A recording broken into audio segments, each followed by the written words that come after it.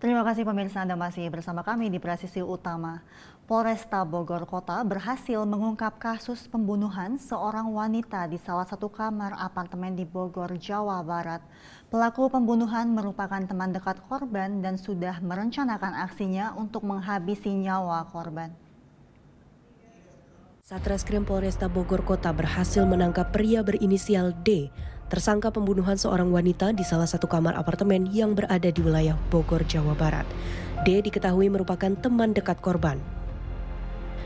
Kapolres Bogor Kota Kombes Pol Bismo Teguh Prakoso dalam konferensi pers mengungkapkan dari hasil pemeriksaan kepada tersangka, diketahui bahwa pembunuhan tersebut sudah direncanakan oleh D yang sudah membawa pisau ketika menginap dengan korban. Pada Jumat 8 Desember 2023, D melakukan aksinya menusuk korban dengan pisau. Tersangka D merencanakan pembunuhan korban lantaran sakit hati oleh korban yang sering membicarakan kekurangannya kepada teman-teman korban. Pada saat malam Jumatnya, itu tersangka sudah membawa pisau tersebut. Kemudian pelaku melakukan pembunuhan tersebut, ditusukkan pisau tersebut ke dalam perut, dada, leher, punggung, sehingga korban meninggal dunia. Nah, kemudian dari tersangka berusaha menutupi keberadaan korban, mengelap darahnya, menyembunyikan jenazahnya di bawah dipan. Baru ditemukan ketika hari Senin oleh housekeeping, dilaksanakan bersih-bersih kamar dan tercium aroma tidak sedap. Nah, kemudian kita lakukan pengembangan dan berhasil kita tangkap pelaku di Bogor Kabupaten. Nah, motif dari pelaku kenapa melakukan hubungan tersebut karena sakit hati, dijelek-jelekan di teman-temannya.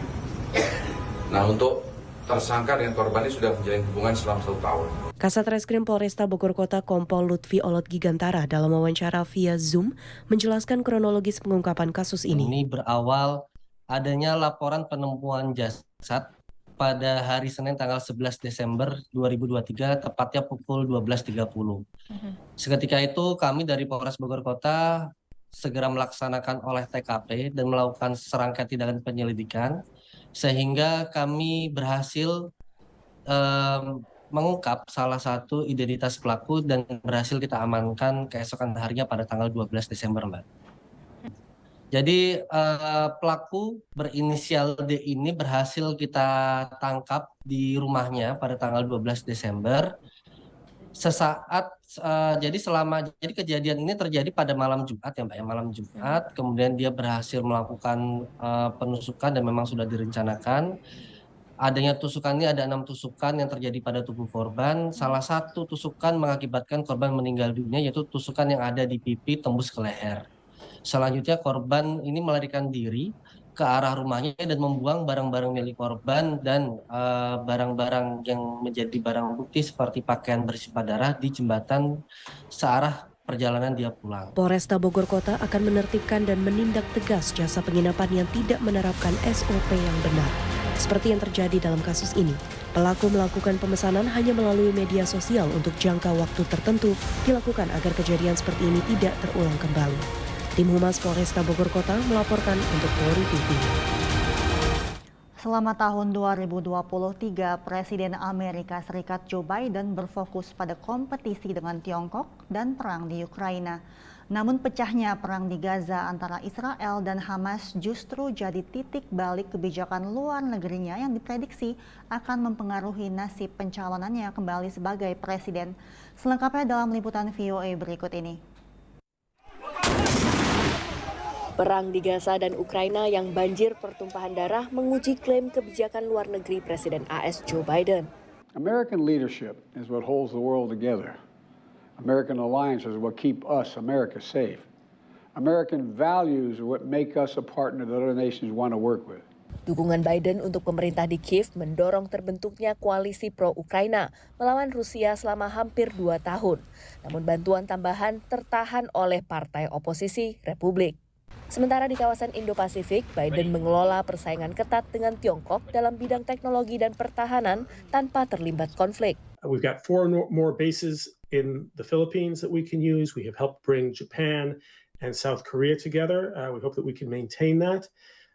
NATO now has a mission in the Indo-Pacific. It's taking shape, but it's clearly there. Through AUKUS, through the Quad, through Japan's commitment to increasing its military budget, we've done extraordinarily well.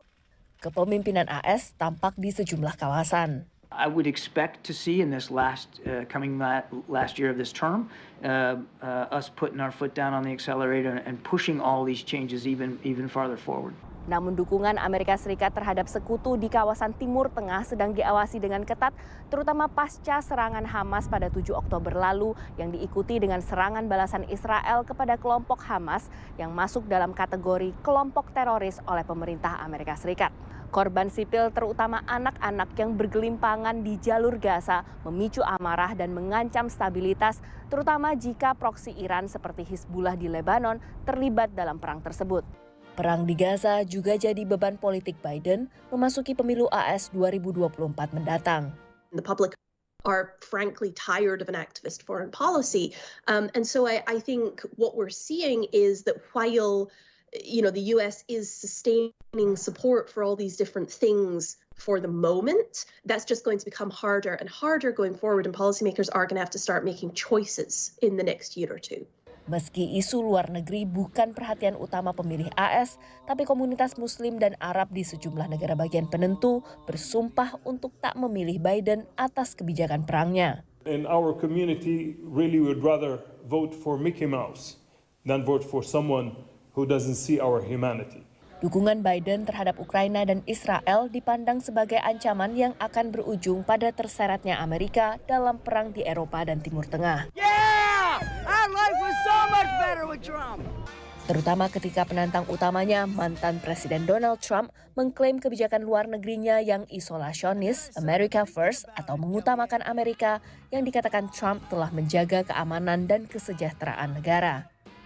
Dari Washington DC, Virginia Gunawan dan tim VOA.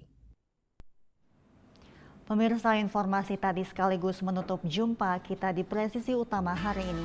Saksikan terus tayangan Polri TV melalui website tvradio.polri.co.id dan YouTube TV Radio Polri serta channel siaran digital terestrial 34 UHF.